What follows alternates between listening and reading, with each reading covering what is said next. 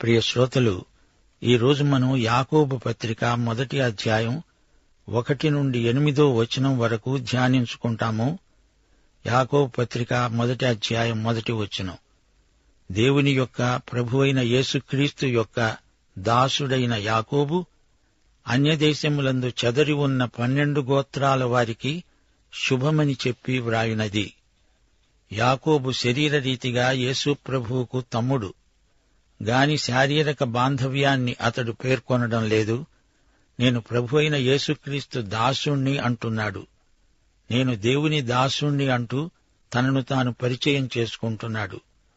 తాను యేసుక్రీస్తు యొక్క దాసుడు, సేవకుడు, బానిస. యూదా, బెన్యమీను గోత్రాలు కాదు, మొత్తం 12 గోత్రాల వారు అన్యదేశాలలో చెదరిపోయి ఉన్నారు. చెదరిపోయిన యూదులకు, ఇశ్రాయేలీయులకు రాసిన ఉత్తరమిది. యూదులు ఒక జాతిగా బబులోను, సిరియా, ఈజిప్టు మొదలైన అన్యదేశాలలోకి చెదరిపోయారు. ఆ తరువాత రోమా సామ్రాజ్యంలో కూడా చెదరిపోయారు. పెంతెకొస్తునాడు ఈ జాతుల నుండి యెరూషలేములో అందరూ సమకూడారు. ఈ ఉత్తరం యూదులను, విశేషించి పాలస్తీనా సరిహద్దులు దాటి ఆయా ప్రదేశాలలో చెదరిపోయి ఉన్న యూదులను ఉద్దేశించి రాయబడింది. నా సహోదరులారా, మీ విశ్వాసమునకు కలిగే పరీక్ష ఓర్పును పుట్టిస్తుందని ఎరిగి మీరు నానావిధములైన శోధనల్లో పడునప్పుడు అది మహానందమని ఎంచుకొనండి.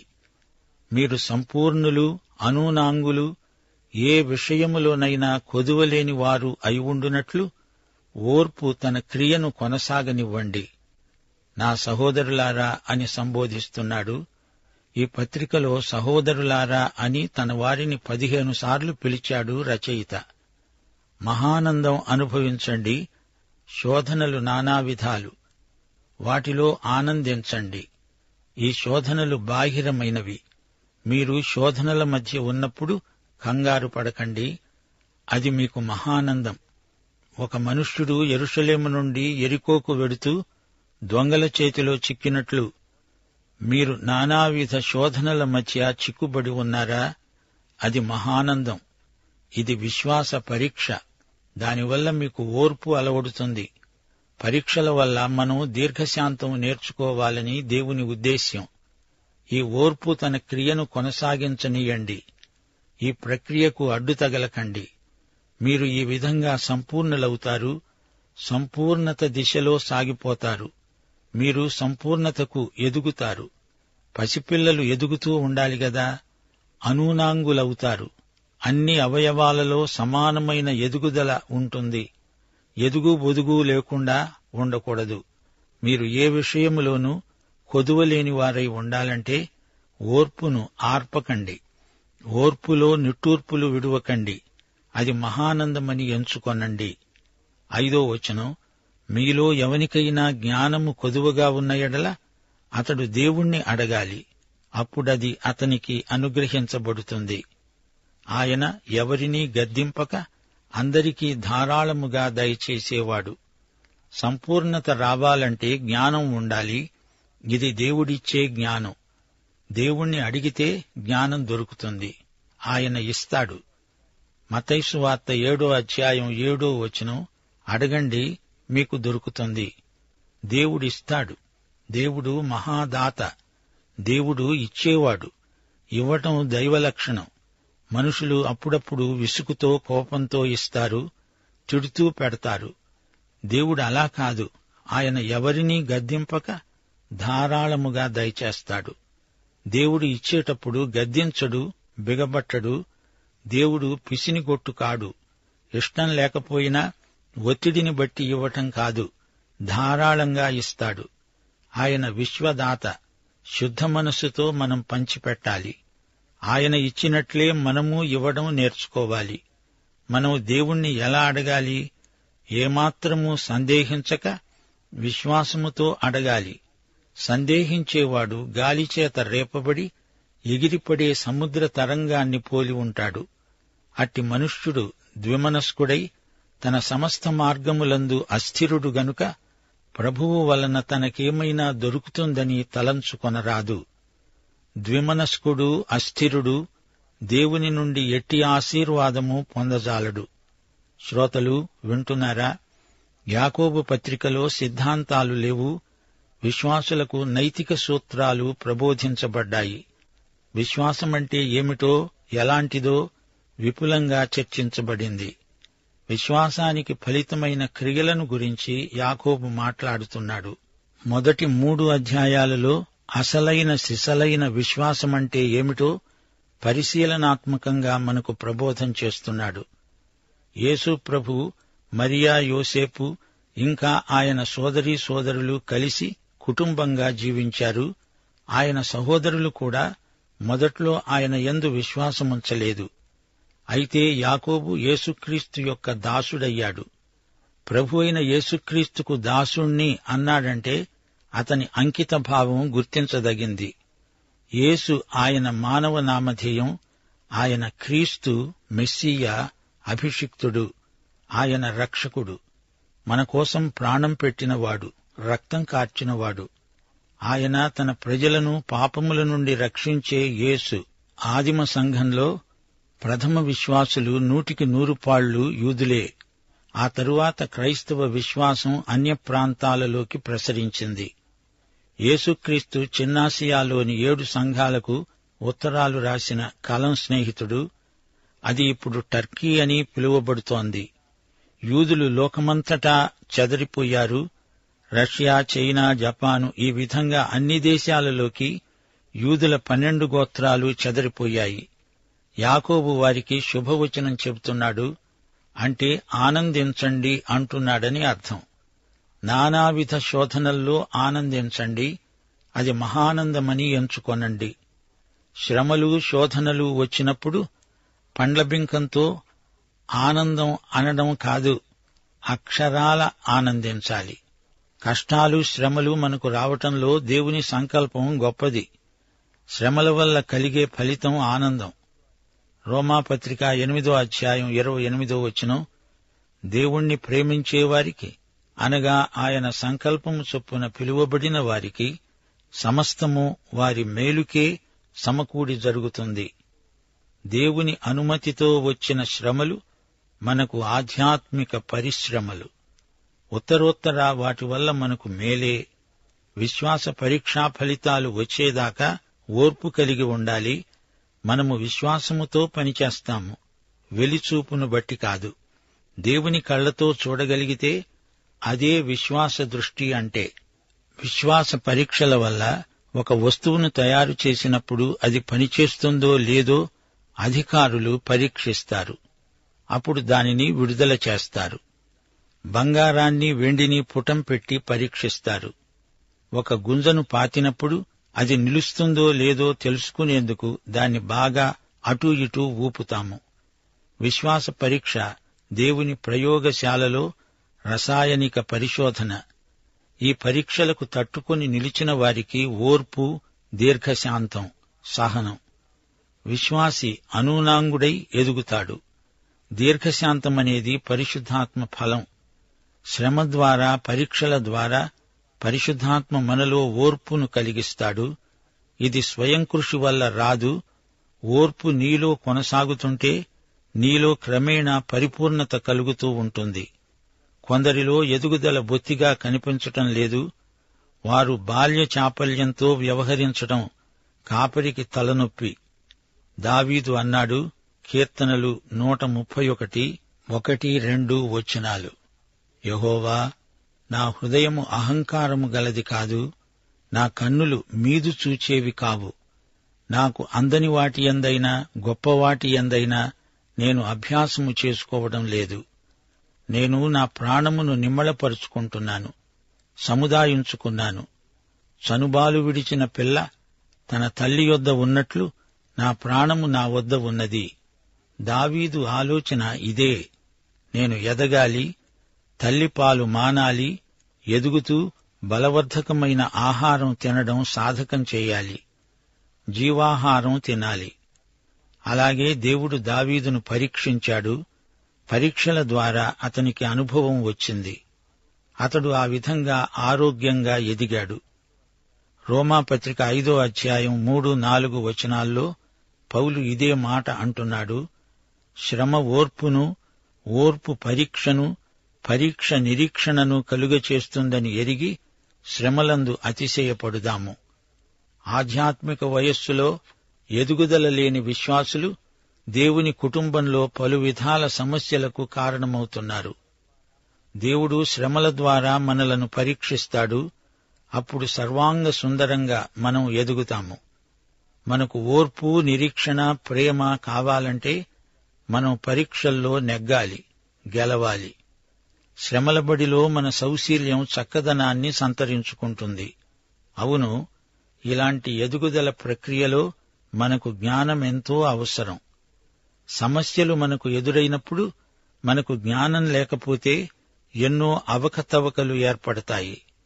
తెలివిని అన్వయించినప్పుడు, ప్రయోగించినప్పుడు అది జ్ఞానం అవుతుంది.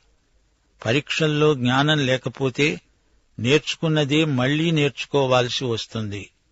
దేవుడు తనను అడిగేవారికి జ్ఞానం ధారాళంగా సమృద్ధిగా అనుగ్రహిస్తాడు. జ్ఞాన సమృద్ధి పైనుండి దేవుడిస్తేనే వస్తుంది. ఆయన దానంలో గద్దింపు ఉండదు. ఇవ్వటంలో ఆయనకు విసుగు రాదు. ఆయన ఇచ్చేదానిలో లోపమేమీ ఉండదు. ఆయనది ఇచ్చే మనసు. ఇవ్వడం ఆయనకెంతో ఇష్టం. మనకు ఈ జ్ఞానం కావాలి గనుక ఆయన్ను వేడుకుందాము. ప్రార్థనకు సత్వరంగా జవాబిచ్చే దేవుడు. అడిగేటప్పుడు మనకు ఎట్టి సందేహము ఉండకూడదు. ప్రార్థన అంటే మనం విత్తిన దానినే కోసే ప్రక్రియ. అడిగిందే దొరుకుతుంది. సందేహంతో అడిగితే నీకు దొరకటం సందేహమే. ఏమాత్రమూ సందేహించక విశ్వాసంతో అడగాలి. పరలోక తండ్రి మనకు అవసరమైన జ్ఞానాన్ని సమృద్ధిగా సరఫరా చేస్తాడు. సందేహించేవాడు ఎగిరిపడే సముద్ర తరంగం. ఆ తరంగం నీ అంతరంగాన్ని అట్టిట్టు చేస్తుంది. అది గాలిచేత రేపబడింది. అట్టి వ్యక్తి ద్విమనస్కుడు. దేవుడే అంతా చూసుకుంటాడులే అంటూ మరో చెంప మన కృషి, మన శక్తియుక్తులు ప్రయోగిస్తాము. సమస్యను దేవునికి అప్పగించాను అని చెబుతూ దాన్ని నేనే పరిష్కరించబూనుకోవడం, ఇదే ద్విమనస్కత.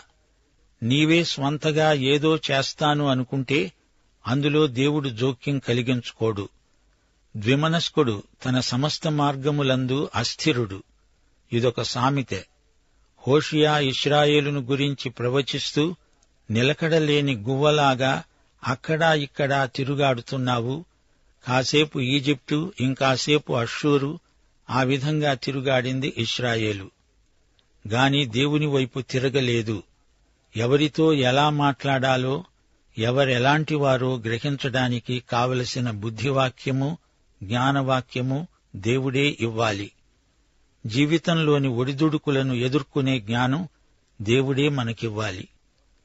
పరీక్షలు, శోధనలు మనకు మహానందమనిపించాలి. లోకస్తులకు ఈ రహస్యం తెలియదు.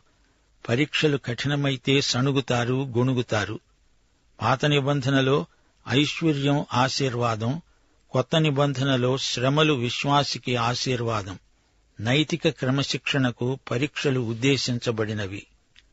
శ్రమలలో మన సౌశీల్యం రాణిస్తుంది. శోధనలు మనకు ఆధ్యాత్మిక సాధనలు. మన విశ్వాస బలానికి శ్రమలు మంచి వ్యాయామం. అది మహానందమని ఎంచుకోవాలి. నానావిధమైన శోధనల వల్ల మనకు ఓర్పు అలవడుతుంది. ఓర్పు క్రైస్తవ సుగుణాలకు రాణిలాంటిది. ఒత్తిడులకు తట్టుకొని నిలుస్తుంది. మన శీలాన్ని శుద్ధి చేస్తుంది. ఓర్పు మన సౌశీల్యాన్ని ఉదాత్తమైనదిగా రూపొందించి చక్కదిద్దుతుంది. ఓర్పు తన క్రియను చేసుకుంటూ నెంపాదిగా మనల్ని పరిపూర్ణత వైపు పెంచుతుంది. నయోమి కోడలు ఓర్పాకు ఓర్పు లేదు, అందుకే వెళ్లిపోయింది. రూతు అంతము వరకు సహించింది. మనం ఎదగాలి, ఎదుగుతూ ఉండాలి. క్రీస్తువలె ఉండడానికి మనము అన్ని విషయాలలో ఎదుగుదాము. మనమందరము విశ్వాసము విషయములో సంపూర్ణులమయ్యే వరకు, క్రీస్తుకు కలిగిన సంపూర్ణతకు సమానమైన సంపూర్ణత గలవారమగు వరకు ఎదుగుతూ ఉంటాము. రోమక సామ్రాజ్యంలో అక్కడక్కడా చెదరిపోయి ఉన్న యూద క్రైస్తవులారా, విశ్వాసులారా, నిరుత్సాహపడకండి. మీరు మీ విశ్వాసాన్ని బట్టి ఎన్నో హింసలకు గురి అవుతున్నారు. ఈ పరిస్థితులన్నీ ఉత్తరోత్తర మీకు మేలే చేకూరుస్తాయి. శోధనల్లో మహానందాన్ని అభ్యసించండి. శ్రమానందం క్రైస్తవులకే సాధ్యం. స్టాయికు వేదాంతులు బలవంతాన శ్రమలను భరిస్తారు. ఎపిక్యూరియన్ వేదాంతులు సుఖం మహానందమంటారు, కష్టం మహావిషాదమంటూ వాపోతారు. క్రీస్తునందు మాత్రమే దుఃఖం సంతోషంగా మారుతుంది. ఇదే క్రైస్తవ జ్ఞానం, విశ్వాసం, నిరీక్షణ. దేవుడు మన తండ్రి. తన బిడ్డలపై ఆయనకెంతో జాలి. దేవుడు మన క్షేమాన్ని, భద్రతను గురించే చింతిస్తాడు. తన పిల్లలను గుణపరచడానికి శిక్షించినా తండ్రి వాత్సల్యం తన బిడ్డల పట్ల ఎన్నటికీ తరగదు. శ్రమల ద్వారా రాను రాను మహిమ భారం మనలో హెచ్చుతుంది. శ్రమలు క్రీస్తునందున్న దేవుని ప్రేమ నుండి మనలను ఎడబాపనేరవు. శ్రమలలో మనకు అత్యధిక విజయం. దుఃఖం కలిగినా అందులో ఆనందించడం క్రైస్తవ విశ్వాసం. మోషే విశ్వాసమును బట్టి ఈజిప్టు ధనము కంటే క్రీస్తు విషయమైన నింద గొప్ప భాగ్యమని ఎంచుకున్నాడు. అల్పకాలము పాపభోగం అనుభవించటం కంటే దేవుని ప్రజలతో శ్రమను అనుభవించటం మేలని యోచించాడు. ఫిలిప్పి చెరసాలలో పౌలు పాటలు పాడాడు. ఆయన కాళ్లు బొండలో బిగించబడి ఉన్నాయి. క్రీస్తు నామమున శ్రమలనుభవించే యోగ్యత తమకు ప్రాప్తించినందుకు అపొస్తలులు ఆనందించారు. శ్రమలయందు ఆనందించే కృప దేవుడు విశ్వాసులకిస్తాడు. శ్రమలు బలమైన పరిపక్వ విశ్వాసానికి రుజువు. క్రైస్తవ శీలము ఎంత వాస్తవమో, ఎంత బలమైనదో శ్రమలే ధృవపరుస్తాయి. విశ్వాస వీరులు తమ బలాన్ని శ్రమల నేపథ్యంలోనే రుజువుపరుచుకున్నారు. శ్రమల వల్ల విశ్వాసి హృదయంలో ఏముందో అదంతా బయటికి వస్తుంది. మనలో ఉన్న లోపాలను మనకు కనపడేటట్లు చేస్తాయి శ్రమలు. శ్రమల సాధనలో మన ఓర్పు ఎంతో రాణిస్తుంది. మనల్ని విశ్వాసయాత్రలో ముందుకు నెడతాయి శ్రమలు. క్రైస్తవ శ్రమలలో దేవుని కృపా సౌందర్యం కనిపిస్తుంది. ఓర్పు అంటే సహనశీలం, దీర్ఘశాంతం. సజీవ భక్తిలో శ్రమానుభవం అలంకారం.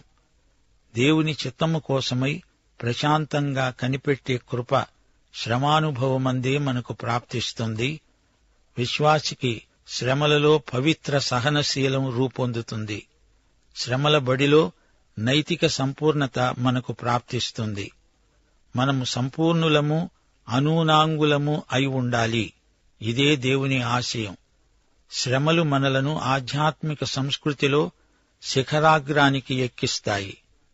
ఇబ్బందుల కొలిమిలో నుండి వచ్చిన వారే విశ్వాస వీరులందరూ. మత్తయి సువార్త నుండి ప్రకటన గ్రంథం వరకు శ్రమలను గురించిన పాఠాలే మనకు నేర్పబడుతున్నాయి. శ్రమల నిచ్చెనలో ఒక్కొక్క మెట్టు ఎక్కుతూ ప్రభువు దగ్గరికి పైకి పైకి వెడతాము. శిలువను మోస్తూ దేవుని చిత్తానికి సంపూర్ణంగా లోబడడమే మన కర్తవ్యం. ఆధ్యాత్మిక సంపూర్ణతకు చేరుకునేవారు శ్రమల బడిలో, పరీక్షలో నిష్ణాతులవ్వాలి, కృతార్థులవ్వాలి. జ్ఞానము గల విశ్వాసులే శ్రమల బడికి తగిన అభ్యర్థులు. జ్ఞానము లేకుండా శ్రమలనుభవించడం విషాదకరం. ఇదే మాట 1 పేతురు 1:6 చెప్పబడింది. మీరు మిక్కిలి ఆనందిస్తున్నారు గాని అవసరమును బట్టి నానావిధములైన శోధనల చేత ప్రస్తుతమున కొంచెము కాలము మీకు దుఃఖము కలుగుతున్నది. అయినా మీరు చెప్పనశక్యము మహిమాయుక్తమునైన సంతోషము గలవారై ఆనందిస్తున్నారు. ఇంతకు జ్ఞానమంటే ఏమిటి? తెలివి ఉండవచ్చు, దానిని నిర్మాణాత్మకంగా ప్రయోగించటమే జ్ఞానం. జ్ఞానం నీ జీవితాన్ని ఆకర్షణీయంగా అలంకరిస్తుంది. సరైన గమ్యము, సరైన పద్ధతులు గలవాడే జ్ఞాని. సరైన సమయంలో సరైన పని చెయ్యగలగడమే జ్ఞానం. దైవభక్తినే జ్ఞానమని చెబుతారు. సువార్త సత్యాన్ని నమ్మి ఆ ప్రకారం చేయడమే భక్తి. క్రైస్తవ జ్ఞాని గమ్యం దేవుని మహిమ, అతని క్రియలు, అలవాట్లు దేవుని మహిమార్థమైన సాక్ష్యములుగా రూపొందితే అతడే జ్ఞాని. శ్రమల మధ్య మనకు సమయోచితమైన జ్ఞానం కావాలి. దేవుణ్ణి అడగాలి, దేవుని నుండి పొందాలి. శ్రమల పవనాలు బలంగా వీచినా, హింసల తుఫానులు ఉధృతంగా చెలరేగినా విశ్వాసి సురక్షితంగా తీరం చేరుకుంటాడు. మనకు కావలసిన జ్ఞానము సమృద్ధిగా ధారాళంగా మనకిచ్చే దేవుడున్నాడు. దాతయైన దేవుడు, ప్రేమించే దేవుడు, సజీవుడైన దేవుడు. ఆయన జ్ఞాననిధి, జ్ఞానానికి మూలం. అడిగిన వారికి ధారాళంగా జ్ఞానదానం చేసే దేవుడు. విశ్వాసి హృదయంలో నివసించడానికి దేవుడు మనకు పరిశుద్ధాత్మనిచ్చాడు. పరిశుద్ధాత్మ జ్ఞానాత్మ. మనకు మంచి ఈవులనిచ్చే దేవుడే మనకు కావలసిన జ్ఞానమును కూడా ప్రసాదిస్తున్నాడు. వనరులన్నీ దేవుని యందే ఉన్నాయి. వాటిని ఎడతెగకుండా మన కోసమై ఆయన విడుదల చేస్తున్నాడు. ఆయన తన బిడ్డలకు కృపాబాహుళ్యం అనుగ్రహిస్తాడు. తన సొంత కుమారుణ్ణి అనుగ్రహించడానికి వెనుకతీయక మన అందరి కొరకు ఆయనను అప్పగించినవాడు ఆయనతో పాటు సమస్తమును మనకు ఎందుకు అనుగ్రహించడు? ఆయన శ్రమల కాలంలో తప్పక మనకు జ్ఞానం అనుగ్రహిస్తాడు. పరిశుద్ధమైన సహనముతో పాటు ఆధ్యాత్మిక ఆనందం కూడా మనం అనుభవిస్తాము. గద్దించక మనకు ధారాళంగా దేవుడు దయచేస్తాడు. సమృద్ధిగా మనకు ఇచ్చే దేవుని శీలం అలాంటిది. ఆయన దానశీలం ఎంతో ఉన్నతమైనది. అడిగితే చాలు, ఇస్తాడు. దేవుడు మాత్రమే ఇవ్వగలడు. విశ్వాసులు మాత్రమే దానిని అడిగి పుచ్చుకోగలరు. ఆయన సజీవ దేవుడు. ఆయన మనకెంతో సమీపముగా ఉన్నాడు. ప్రార్థనకు వెంటనే జవాబిచ్చే దేవుడు. పాఠం ఇంతటితో సమాప్తం. దైవాశీస్సులు. ఆమేన్.